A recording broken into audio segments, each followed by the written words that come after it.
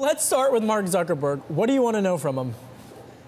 Mark Zuckerberg is the face of Facebook, and he is the person who should come before us on Capitol Hill. And we want to know if as many as 50 million Americans had their privacy violated by his company. Do you think he gets it?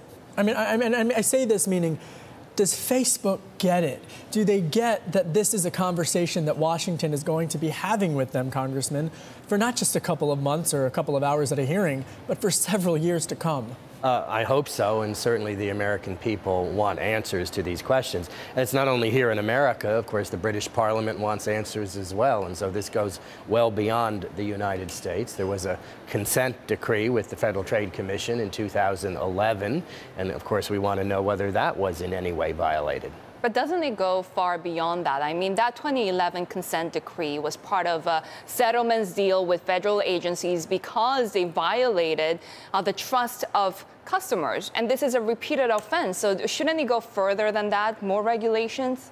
Certainly we want to get to the bottom of what Facebook did. And Mr. Zuckerberg is the person to answer the questions. The chairman of our committee, Chairman Walden of the House Energy and Commerce Committee, and the ranking member have invited Mr. Zuckerberg to testify, and we hope he will do so. Senator Thune in the United States Senate, the Commerce Committee, has made a similar request, and I am hopeful that he will come and testify, and as soon as possible, Sherry. He didn't appear for the testimonies when you were investigating the Russia meddling into the elections. Will your questioning go as far? I think our questioning should go as far as the facts suggest, and that is certainly not off the table. And we hope, of course, that Mr. Zuckerberg will come before us on Capitol Hill in a voluntary fashion, and that is our aim. But we can, of course, eventually have a subpoena if that's necessary. I'm not suggesting at this moment that that is necessary. Will you have to be forced to subpoena him should he refuse?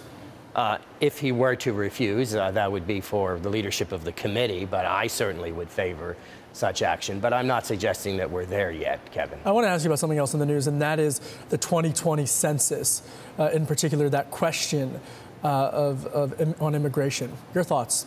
I wouldn't put a question on the census as to whether you're a citizen or not. The census is to count everybody in America, and it's of constitutional dimension. It was in our Constitution at the beginning, and I simply want an accurate count as to who is here. Also in the news, President Trump in Ohio talking infrastructure. You voted for the latest omnibus spending bill. That didn't really include a direct funding for the Gateway Tunnel project.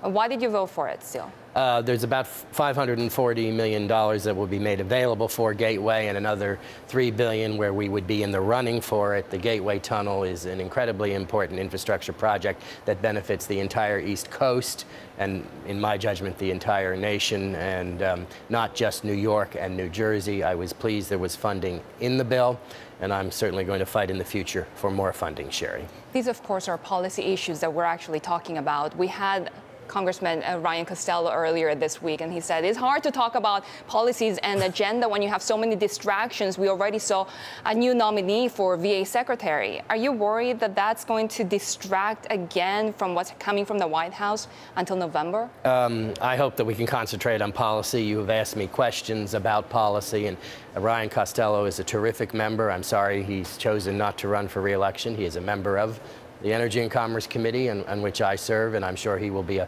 participant in the Zuckerberg matter. But I think that the American people cry out for our discussion of policy on Capitol Hill.